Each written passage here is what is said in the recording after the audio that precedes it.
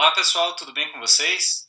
Eu sou o professor Cláudio Marcelo e hoje nós trataremos sobre como que se configura a situação financeira dentro de uma empresa sob o ponto de vista de análise exclusivamente de alguns grupos de contas do balanço patrimonial. Nós associaremos também a fórmula básica dentro da área de contabilidade que norteia toda a estrutura dessa demonstração financeira, que é o balanço patrimonial. Então, estudaremos sobre as situações líquidas possíveis pelas quais, dentro de uma entidade, passará a ter ao longo do fechamento dos períodos. Então, esse assunto é bacana, assim, do ponto de vista de análise, né? Aquelas pessoas que se interessam por analisar demonstrações financeiras. Vamos lá, então, analisar um pouquinho? Então, como todos nós já sabemos, através de aulas anteriores que vocês estão acompanhando, dentro da estrutura de um balanço patrimonial, nós temos basicamente três grupos: o grupo do ativo, o grupo do passivo e o grupo do patrimônio líquido. E há uma equação em contabilidade que ela justamente busca esta igualdade entre esses elementos do balanço patrimonial. Então, a equação fundamental da contabilidade nos traz que sempre o total do ativo de uma companhia deduzido do total do passivo, nós chegaremos no patrimônio líquido. Alguns livros trazem como situação líquida ou situações líquidas ou patrimônio líquido, que é justamente esta diferença entre os ativos e os passivos. Do ponto de vista, então, de estruturação dos negócios, quando a gente quer observar esta situação líquida ou este patrimônio líquido, a literatura nos traz três possibilidades. Uma das possibilidades é um patrimônio líquido chamado de patrimônio líquido ou situação líquida positiva, ativa ou superavitária, que é justamente aquela em que os ativos suplantam os passivos. Ou seja, seria uma situação de conforto do ponto de vista financeiro e de patrimônio de uma entidade. Em última análise, se o total dos ativos ele acaba sendo maior do que o total dos passivos, é porque sobrará para os donos do negócio algum recurso. Por isso que é considerada como uma situação líquida positiva. Este sinônimo superavitária, ela é mais vinculada para aquelas entidades sem fins lucrativos, como organizações não governamentais, como o próprio governo, né? Em que mesmo assim essas entidades terão ativos e terão passivos. E todas as vezes que o ativo for maior que o passivo, para estas entidades terá uma situação superavitária. Uma outra condição possível é chamada de situação líquida negativa, passiva ou deficitária, que é aquela em que, justamente ao contrário da primeira situação, os passivos da entidade são maiores do que os seus ativos. Naturalmente, nesta condição, é uma situação desfavorável para a companhia, por isso que ela é considerada como negativa. Uma interpretação rápida assim, dos números seria que a empresa tem mais obrigações do que ela tem direitos. Por isso que também é conhecida como situação passiva, onde o passivo é maior do que o ativo. Em uma situação não governamental ou o próprio governo, todas as vezes que o passivo é maior do que o ativo, dá uma situação deficitária, que não é muito longe do que muitas vezes o Brasil está, né? Infelizmente. Talvez se houvesse mais contadores vinculados à parte política, nós conseguiríamos de alguma forma ajudar também. Mas enfim, uma outra condição que a situação líquida pode denotar é uma situação líquida nula, igualitária ou inexistente. O próprio nome induz ao raciocínio, né? Nesta condição, os ativos serão iguais aos passivos. Portanto, não teremos um patrimônio líquido. É como se empatasse, né?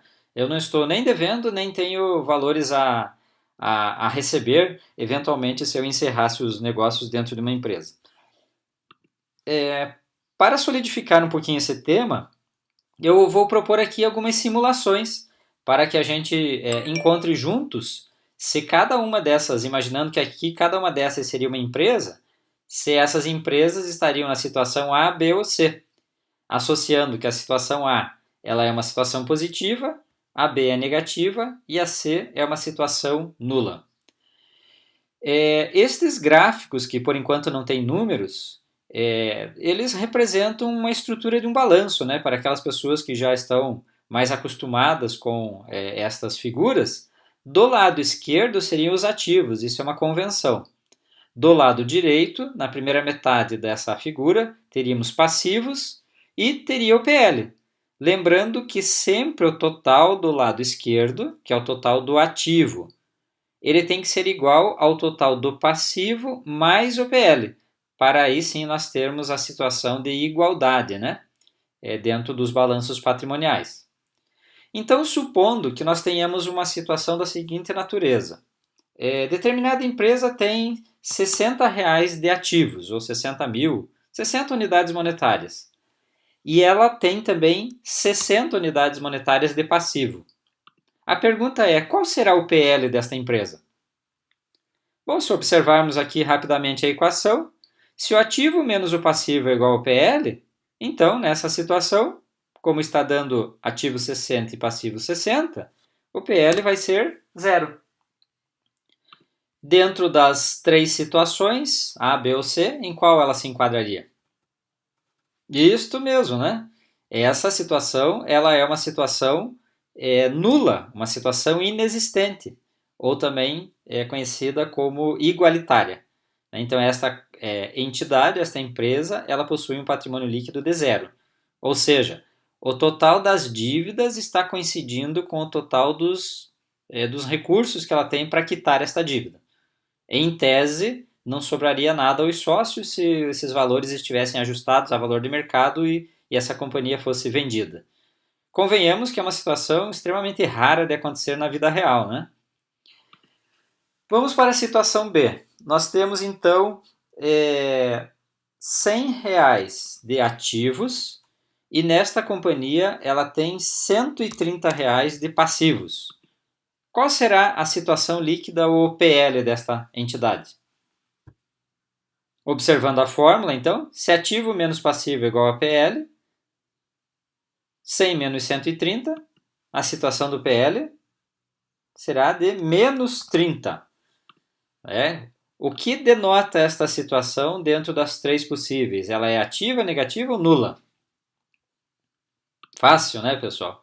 Ela é uma situação nula, ou seja, ela é uma situação negativa, ou seja, o patrimônio líquido ele acabou ficando negativo porque as dívidas elas são maiores do que os recursos que essa empresa tem para quitar essas dívidas. Ou seja, se essa empresa estivesse ajustada a valor de mercado e encerrasse as suas operações, alguém não receberia. Porque dentro dessas dívidas de 130, eu não tenho condições de pagar 30. Então, de todo modo, vias normais alguém não receberia. Seria uma situação extremamente ruim para quem concedeu crédito para esta companhia. Né? Por isso, a importância da contabilidade na análise de concessões de créditos, para que a gente consiga observar a capacidade de pagamento ou não que uma entidade tem.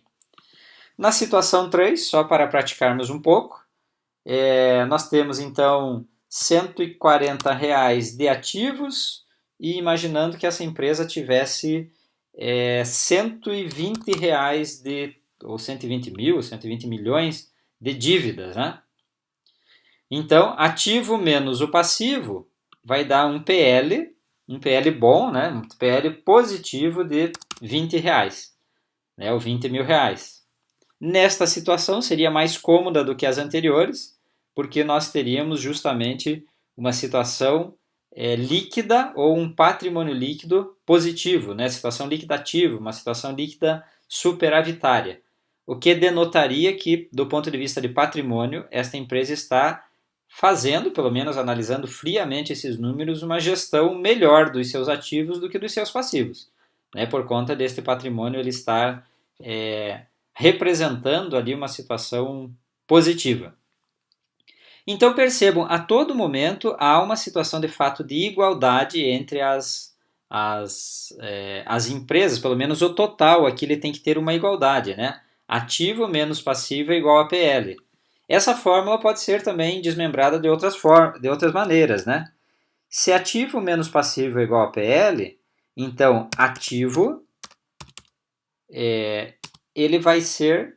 Opa, deixa eu corrigir aqui um pouquinho. Ativo, ele vai ser igual ao passivo mais o PL.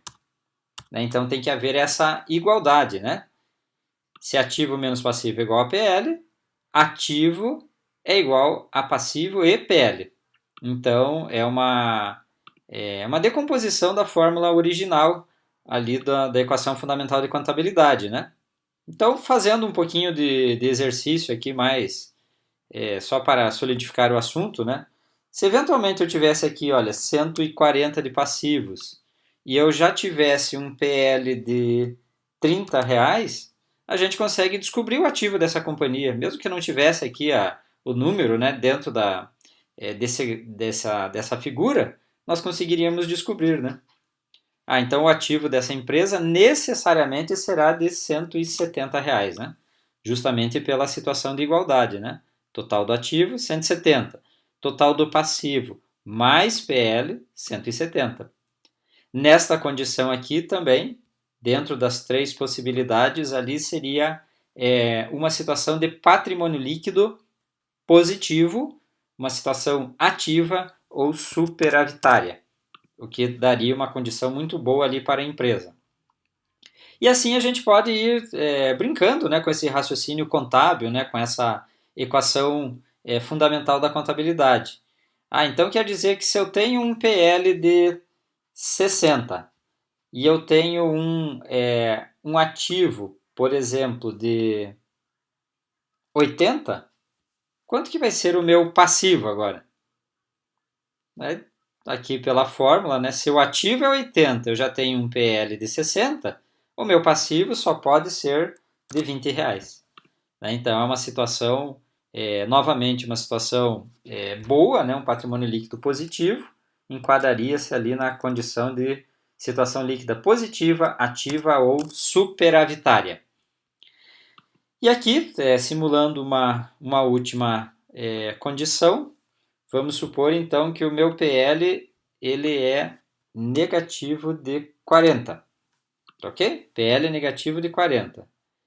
E eu tenho um passivo de, vamos supor aqui, 140. Quanto que será o meu ativo? Isto mesmo, R$ 100, né? Pela situação de igualdade novamente, né? Passivo menos PL vai dar 100. E isso tem que ser igual ao total do ativo. Então, nesta condição, nós teríamos a situação negativa, né? Deficitária ou passiva. Então, se nós estivéssemos, em tese, analisando essas 6 empresas, a que, em teoria, tem uma situação mais confortável é aquela que possui um maior PL. Então, esse é um ponto importante, analisar o patrimônio líquido das companhias a partir desta equação fundamental da contabilidade para dar este raciocínio vinculado ali a uma situação favorável, desfavorável ou nula dentro de uma ou de diversas companhias. Tá ok, pessoal? Espero que tenha sido importante a aula para vocês, tenha sido válida, esclarecedora, né? Não deixem de se inscrever no meu canal no YouTube, Professor Cláudio Marcelo.